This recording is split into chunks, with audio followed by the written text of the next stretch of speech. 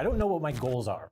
I don't know what I should necessarily do with my life. This is a question that we ask ourselves when we're young, especially students. But sometimes in life, in your 30s, 40s, 50s, 60s even, you still might be asking this question. These are very philosophical and existential questions, and they don't have obvious, easy answers. If they did, then you would already know the answer. I was just speaking at an incubator entrepreneurship program in Cairo, Egypt.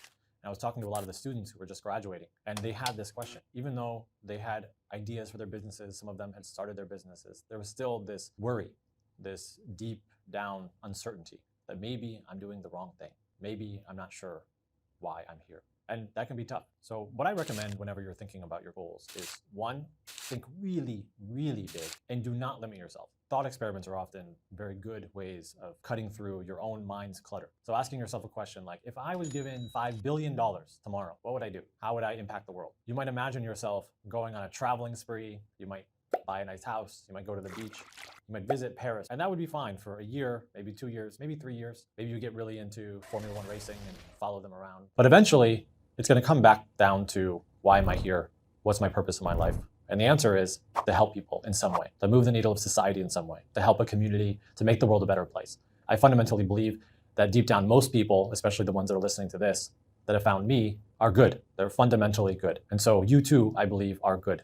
So you have a great purpose, a grand purpose in your life. Often the reason why you don't connect yourself with this greater purpose is because you limit yourself. You pre-limit yourself from believing that you're even capable of the thing that's in the back of your mind. And so when you ask the question, what are my goals? You're really asking the question, what are my realistic goals? You're not using that word realistic, but it's deep down inside. Because if you weren't realistic, then you would come up with a really cool answer, I bet. You would probably change something about your city or your community, or maybe there's some greater impact that you want to make. Maybe there's a movie you want to make, a novel you want to write, a business you want to start, people you want to employ, part of society that you want to help. But you don't necessarily believe you can, because either depending on where you're from or who you're surrounding yourself with, what you're reading, what you're watching, what you're allowing into your brain, it's brainwashing you into believing that there are limits and that these types of goals are not for you. And so there's this conflict between what you believe you're capable of in your subconscious and what you believe you're capable of in your prefrontal cortex. And that uncertainty, that tension between what your soul knows you're capable of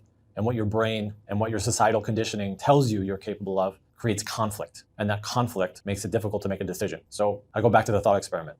If I gave you $5 billion and you traveled the world and you went to Los Angeles and New York and you bought your car and you bought your house and you did all of those hedonistic things that you wanted to do, what would you do next? Honestly, what would you do? $5 billion, $10 billion, $100 billion.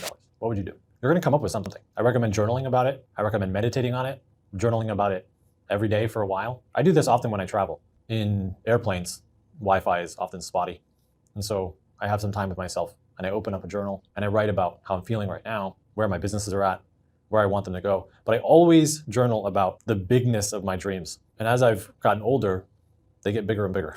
And I'm realizing that the reason why they weren't bigger 5 years ago, 10 years ago, was because there was a part of me that didn't believe it was possible. And so I didn't want to be honest with myself. Now, here's the thing. You may not accomplish this grand goal. Life is difficult. Things happen. But knowing your North Star, at least having an X marks the spot on the GPS, will allow you to make decisions and take actions that are moving you towards that goal. At least you're doing something that's worthy of your purpose in your life. The cheesy way of saying this is, if you shoot for the stars, you'll at least land amongst the moon or something like that. So if you dream big, and you keep on acting in the right way, maybe you're not going to win Best Picture in the Oscars. Okay, but you might be a professional director, you might be a professional screenplay writer, but you definitely can't accomplish that if you don't dream big. So again, the question, how do I figure out my goals? Stop getting in your own way. Just be honest. Don't think realistically. Don't think, what would my parents think is possible or right? Don't think, what would my friends and community right now think is possible? If I had everything, just a genie in a lamp, what would I do? And that's what you should do. But if you've done that thought experiment and you're still a bit confused, it may be because you have not experienced enough options. You've not tried enough things. You haven't dabbled.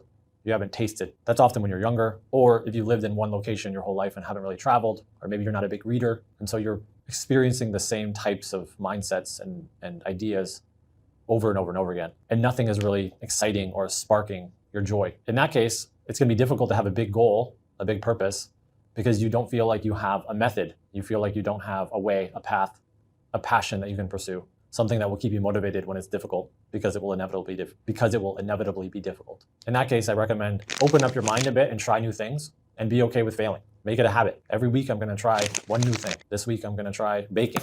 Next week I'm going to try cooking. Next week I'm going to try tennis.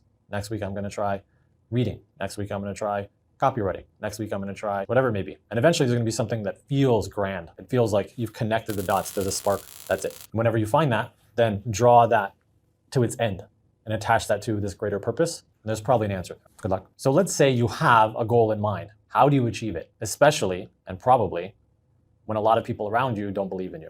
How do you achieve it? Many times in life, when we want to accomplish something, we feel like we're special. We feel like we should be able to cut corners. We should feel like there's a shortcut. We feel like we're somehow deserving an end goal.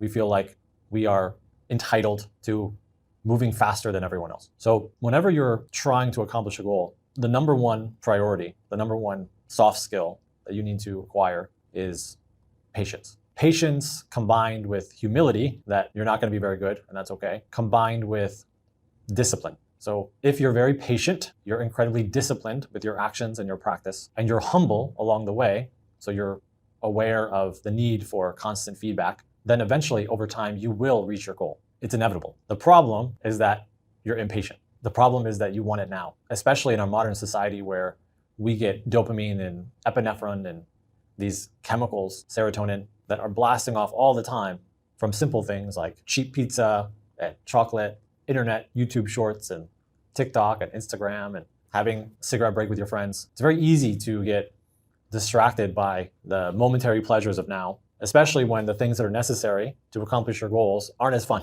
And when they're not as fun, you have to make a sacrifice. It will feel like a sacrifice in the beginning, especially when you're not good at the skill that's necessary to reach your goal. So you will inevitably have to sacrifice what you want now for what you want later. So if you don't have that mindset, if you're not willing to play that game, then that's okay. Just know that you're probably not going to accomplish your goal. Or if you do, it may happen on accident and it'll take a lot longer. Another way to think about this when you're trying to accomplish a goal is to divide it into a series of skills. Remember, you don't deserve anything. You only have to earn whatever you accomplish. So imagine your goal. Imagine yourself accomplishing that goal. Imagine a version of yourself that has accomplished that goal. And ask yourself, who is that person deep down? Who are they? What do they do on a daily basis? How do they act? What are their habits? How do they think? And most importantly, what skills do they have? What skills have they acquired along the way? There's probably a list of them. So what I recommend, in addition to humility and discipline and sacrifice and patience, is listing out the skills, the hard skills, the tactical skills, the real world skills that are necessary in order to become the person who is capable of reaching your goals.